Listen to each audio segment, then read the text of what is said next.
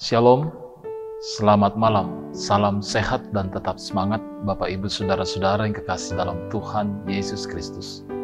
Segala puji syukur kepada Tuhan, pemilik hidup dan kehidupan kita, yang telah menebus dan menuntun kita.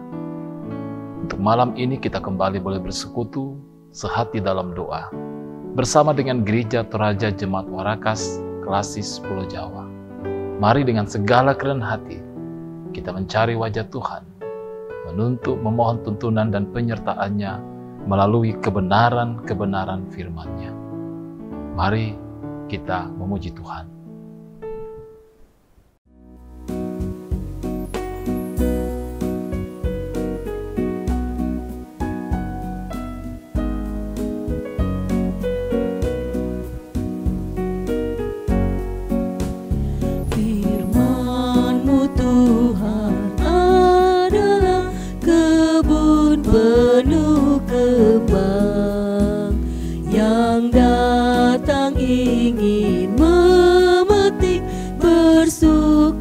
Dan senang, firman-Mu tambang yang penuh permata mulia.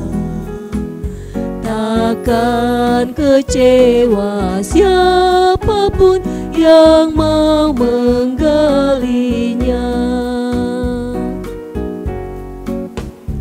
Firman-Mu Tuhan adalah bintangan yang cerlang, musafir tiada kan sesat, jalannya pun terang.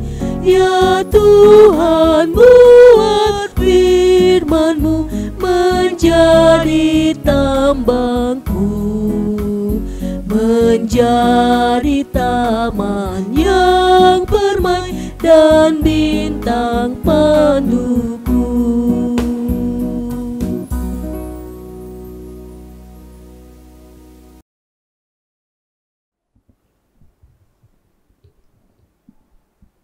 Pembacaan firman Tuhan pada malam hari ini terambil dari Kisah Para Rasul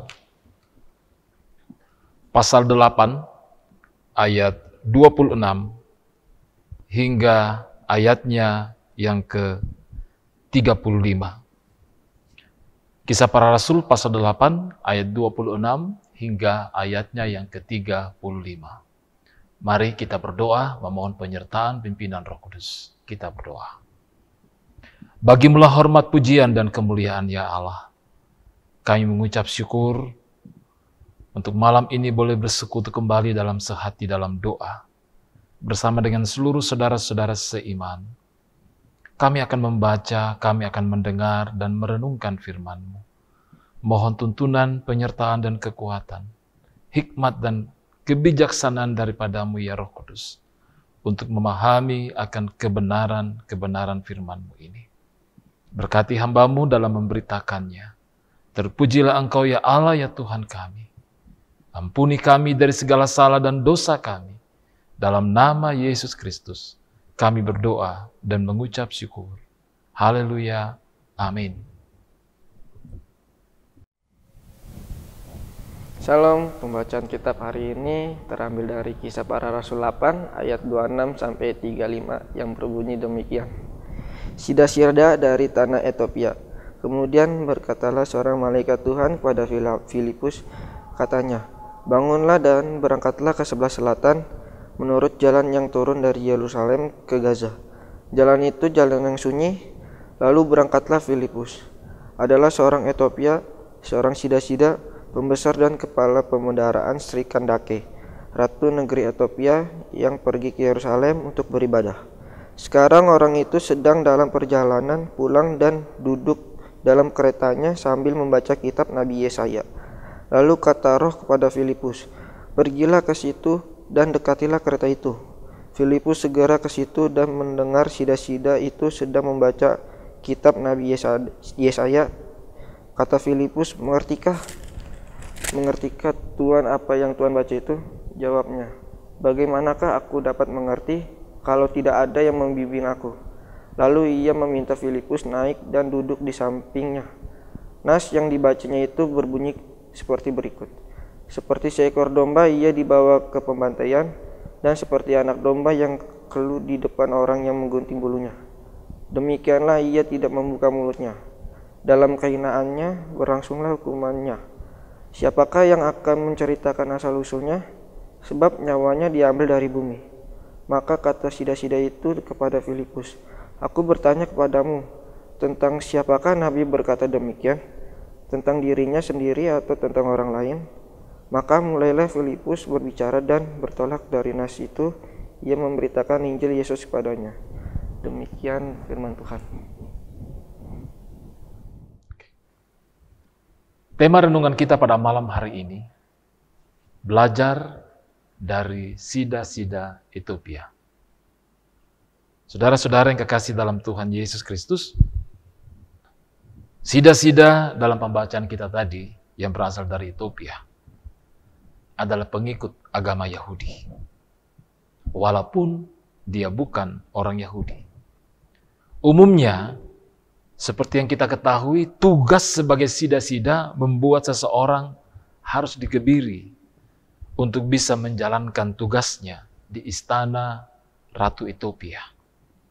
Karena keadaannya inilah, dia dilarang masuk ke bait suci berdasarkan perintah Tuhan dalam kitab Ulangan 23 ayat 1. Kita bisa membacanya nanti. Tetapi walaupun dia tidak mungkin masuk bait suci, dia tetap punya kerinduan untuk datang ke bait Tuhan dan sujud kepada Tuhan. Seorang dengan semangat beribadah yang begitu besar ini diperhatikan oleh Tuhan. Dia dengan rela berjalan jauh dari Ethiopia menuju ke Yerusalem hanya untuk dapat beribadah di luar bait suci karena keadaannya yang tidak memungkinkan dia untuk memasuki bait suci.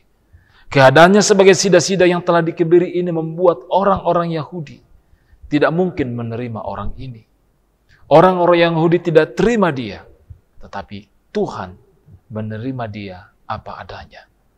Baik orang Samaria maupun orang atau sida-sida dalam pembacaan kita tadi, keduanya adalah kelompok orang-orang yang tentunya sangat dihina oleh orang-orang Yahudi. Dan keduanya dimenangkan bagi Kristus oleh Filipus. Roh Kudus memerintahkan Filipus untuk mendekati kereta dari sida-sida itu setelah sebelumnya Roh Kudus mempersiapkan sida-sida itu untuk mendengarkan, membaca berita Injil. Bagaimanakah Roh Kudus mempersiapkan sida-sida ini? Dengan menggerakkannya untuk membaca kitab Yesaya, dan sangat mungkin kalau sida-sida ini begitu tergerak hatinya melalui pembacaan kitab Yesaya di dalam ibadah, di bait suci, meskipun dia tidak diizinkan masuk ke dalam bait suci. Tidak banyak orang, saudara-saudara, yang dapat membeli kitab suci pada saat itu. Yang memiliki harga yang sangat mahal. Tetapi walaupun mampu memiliki kitab suci sendiri, sida-sida ini tidak mendapatkan anugerah untuk boleh berada di dalam bait suci, untuk menyembah Tuhan. Kerinduannya akan Tuhan demikian besar, sehingga dalam perjalanan pulang dia membaca dengan bersuara kitab suci yang dia miliki. Ternyata dia membaca ayat-ayat yang akan memudahkan Filipus untuk memberitakan Injil kepada dia. Di sini kita mendapati bahwa Roh Kudus telah mempersiapkan sida-sida ini untuk mendengarkan Injil Tuhan. Dan Roh Kudus mengutus Filipus untuk menjelaskan kepada sida-sida apa arti yang dia baca itu. Dan luar biasa, oleh penyertaan daripada Roh Kudus, sida-sida Ethiopia ini memahami kebenaran firman-Nya.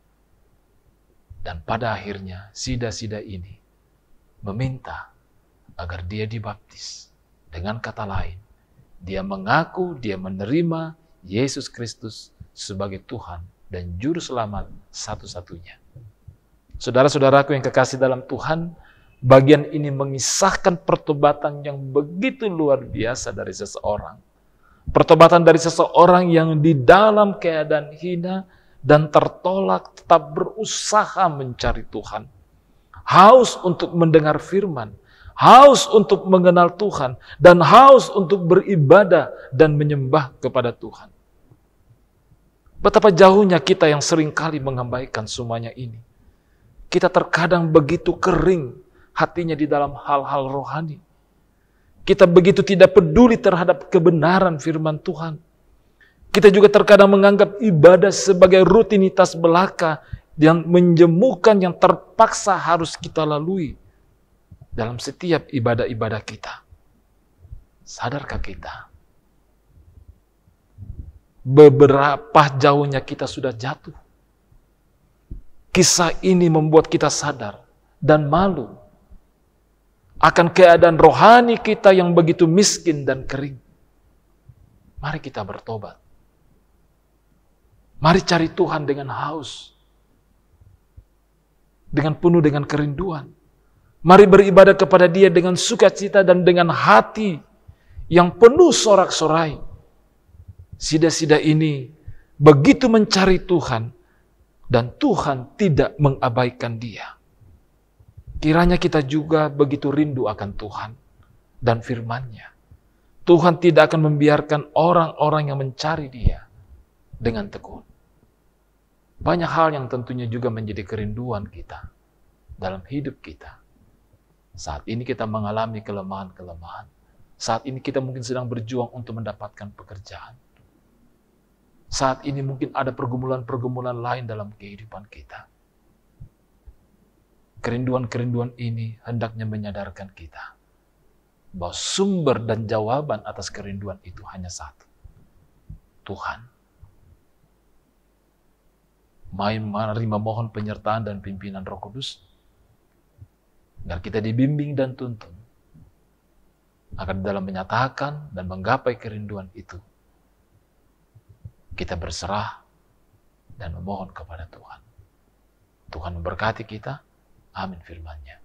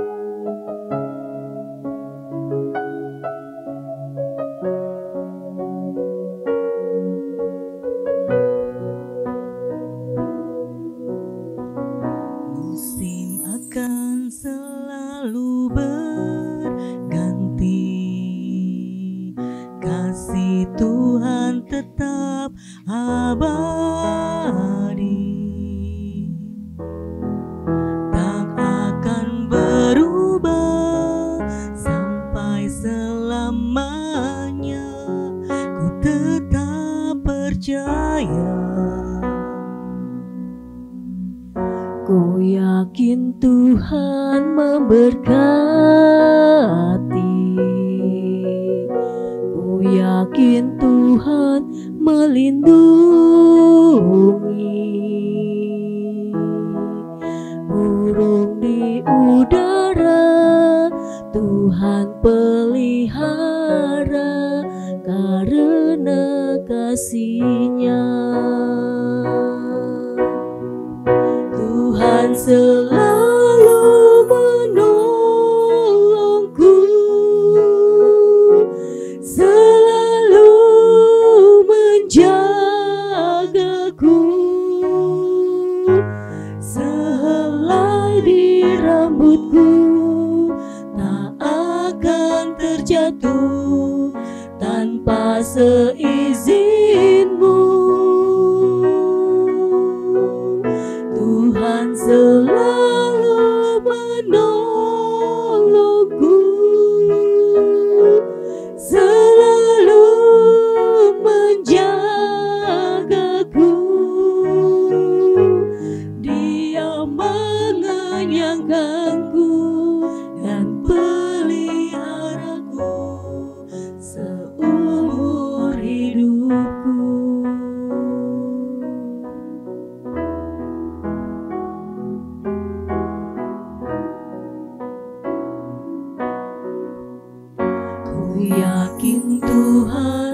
memberkati.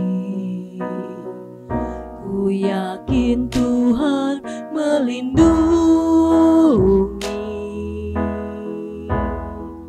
Burung di udara Tuhan pelihara karena kasih-Nya. Tuhan selalu menolongku, selalu menjagaku. Sehelai di rambutku tak akan terjatuh tanpa seizin-Mu. Tuhan selalu menolongku, selalu menjagaku. Dia mengenyangkanku dan peliharaku seumur hidupku. Tuhan selalu menolongku, selalu menjagaku. Sehelai di rambutku tak akan terjatuh tanpa seizin-Mu. Tuhan selalu menolongku, selalu menjagaku. Dia mengenyangkanku dan peliharaku seumur hidupku. Dia mengenyangkanku dan peliharaku seumur hidupku.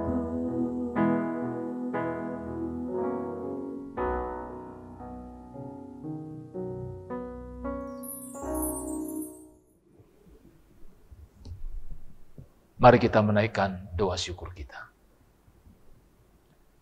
Kami bersyukur Tuhan untuk persekutuan sehati dalam doa pada malam hari ini. Kebenaran firman-Mu telah menjadi bahagian kami.